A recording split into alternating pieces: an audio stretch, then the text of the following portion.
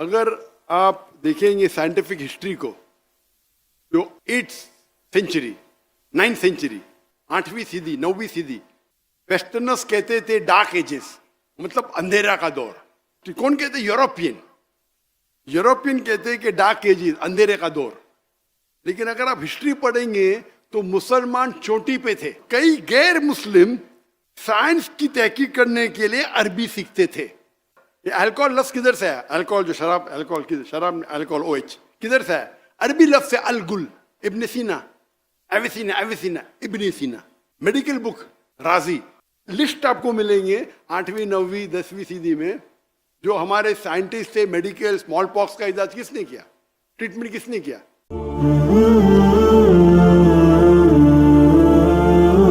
अस्सलाम वालेकुम।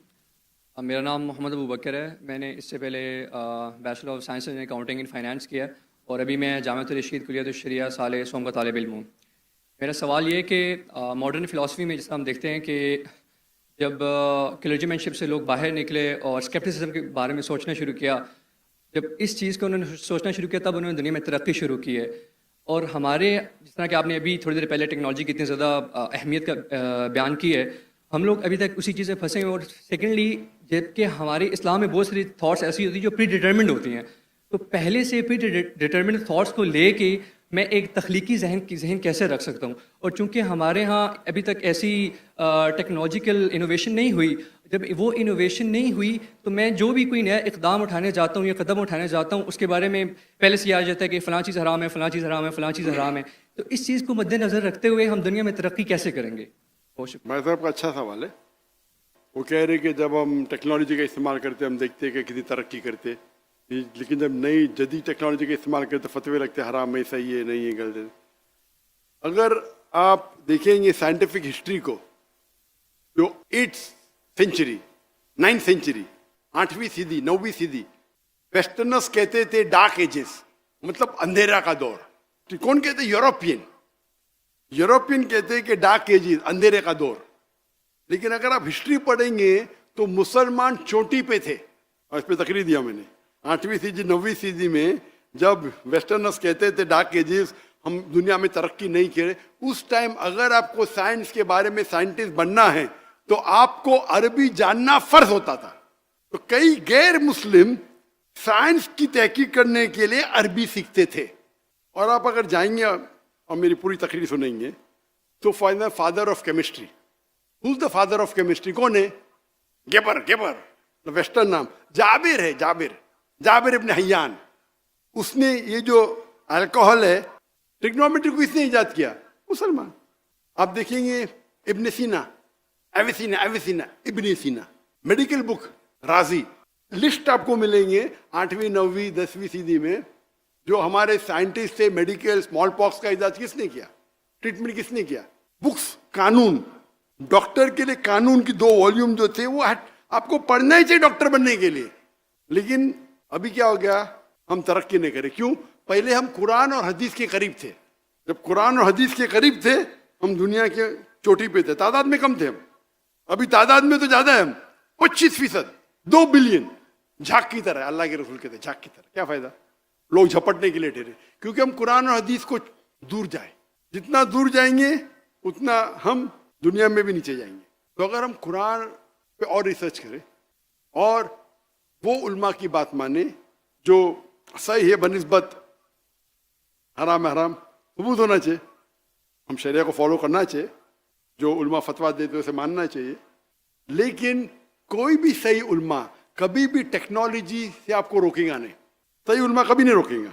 अगर कुछ गलत है रोकेगा, रिबा गलत है, रिबा के बिना धंधा नहीं करते तो बेवकूफ लोग जो बोलते हैं।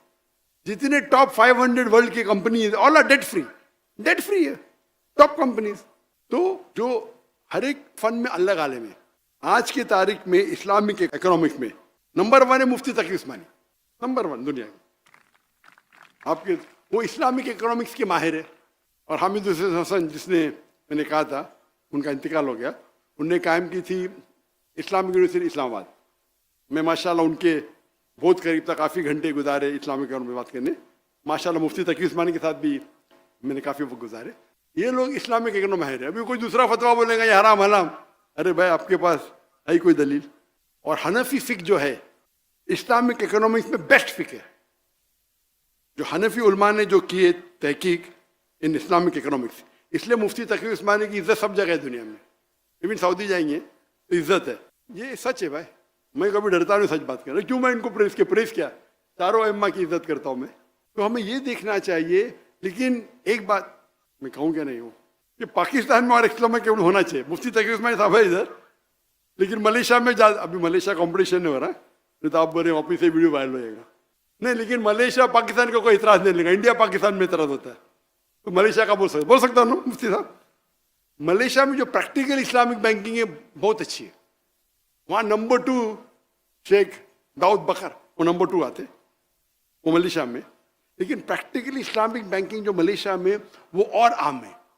यहाँ मैं पूछ रहा था, कौन कह रहा था 23%, कौन इस्लामिक बैंकर कह रहा था कि 23%, वो भी अच्छी बात है, 23% of the banking is Islamic banking. Malaysia में और ज़्यादा तादाद है। हालांकि मलेशिया में 63% मुसलमान है, तो वहाँ कम होना चाहिए ना।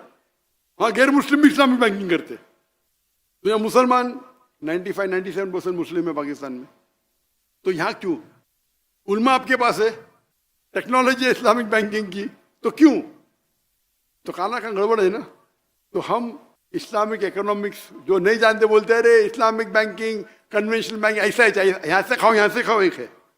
तो मैं बोला भाई आपको इल्म में तो क्यों बात करते भाई? वो मुझसे बोलते और वो क्या समझते कि मैं हाँ मिलाऊंगा, क्योंकि जाकिर को समझ साइंटिफिक है, सूट बूट टाई वाला, बोलते ये तो इस्लामिक बैंकिंग बकवास है। मैंने कौन बोलता है? तो मैं जब आवाज़ खोलेगा तो उधर डर जाते। मैं बोला भाई आपको नहीं पता तो क्यों मुँह खोल रहे भाई? क्या आपने पढ़ी इस्लामिक इकोनॉमिक्स? नहीं पढ़ी तो क्यों बोल रहे? क्यों अपने आप को जहन्नम में डाल रहे? क्या मुफ्ती है क्या? हाँ बोलो, मुझे समझता है जायज़ है, खाली हाँ ये अलग बात है। क्या बहुत से लोग इस्लामिक बैंकिंग के नाम पे मुसलमान को बेवकूफ़ बनाते, वो सही है, लेकिन there is something like Islamic banking ruling है। तो आप लोग, अगर मुझे पता है इज्जत बहुत है मुफ्ती तकी उस्मानी की है माशाल्लाह, लेकिन आप लोग सपोर्ट कीजिए। अभी अगर 25% बोले तो यहाँ 25%, यहाँ से ज़्यादा परसेंट हो जाएगा इस्लामिक बैंकिंग का। मैं तो बेस्ट बोलता हूँ भाई, लोन लो ही मत, बेस्ट है ना। रहेंगी बात ना बचेगी बांसुरी। लोन लेने का तो इस्लामिक बैंक से लो, अगर मजबूरी है तो। लोन नहीं लेना बेस्ट है, मजबूरी है तो इस्लामिक बैंक से लो। तो इस तरीके से एक एक पहलू पे अगर हम तवज्जो दें और पूरा माशरा एक होगा, और अगर टेक्नोलॉजी बढ़ती है तो क्या करना चाहिए आपको सपोर्ट के लिए आप अगर शुरू करते हैं तो आप बड़ी मिसाल के तौर पे मुझे नया जवाब मिलता है। इस्लाम का उसूल है कि अगर एक आलिम फतवा देता है, अगर वो सही है तो उसे 2 सवाब, गलत है तो भी 1 सवाब। आलिम आम आदमी नहीं। अभी आलिम के मतलब हर फन में अलग अलग आलिम है। हदीस का आलिम मुहद्दिस है, तफसीर का आलिम मुफस्सिर है, तो आलिम। तो मुझे अगर कोई ऐसा जवाब मिला जो नया जवाब मिला तो मैं क्या करता हूँ? I go under the umbrella of an आलिम। वो आई थिंक मैं उससे पूछता हूँ सही है क्या? हाँ सही। तो मुझे एक सर्टिफिकेट मिल गया, टिक सर्टिफिकेट देते नहीं, मतलब मैं पूछा हूँ 2-3 आलिम से जो मेरे नजदीक खाई है, तो मैं जवाब देने लगता हूँ। तो मैं कोई भी, हाँ मैं क्या कर सकता हूँ, एक आलिम का जवाब ले सकता हूँ, लॉजिकल दिखाऊं, वो ठीक है। वो दाई का काम क्या है? आलिम से सीखे, उसे पैलेटेबल हजम कराए आम पब्लिक को। इस्लामिक बैंकिंग के अगर आलिम लोग जो मशहूर है, जिसको फैजल अवार्ड मिला है, मैं उनको जानता हूँ, इंडियन है, दो इंडियन को फैजल अवार्ड मिला है, King Faisal award for Islamic banking. एक है छापरा, उमर छापरा, और एक इंडिया के आई थिंक शेख निजामुद्दीन। वो जब मेरे तकरीर सुने इस्लामिक बैंकिंग के, doctor Zakir you are so strict, उनको फैसल अवार्ड मिला, मुझे नहीं मिला, उसके मुझे अलग मिला सऊदी ऑफ इस्लाम। तो मैंने लेक्चर दिया, भाई सही है क्या? बोलते यू आर टू स्ट्रिक्ट। मैंने ये नहीं पूछा मैं स्ट्रिक्ट क्यों हूं, मैंने ये पूछा क्या मैंने सही है क्या? तो बोलता है भाई you are logical, you are true, but you are too strict.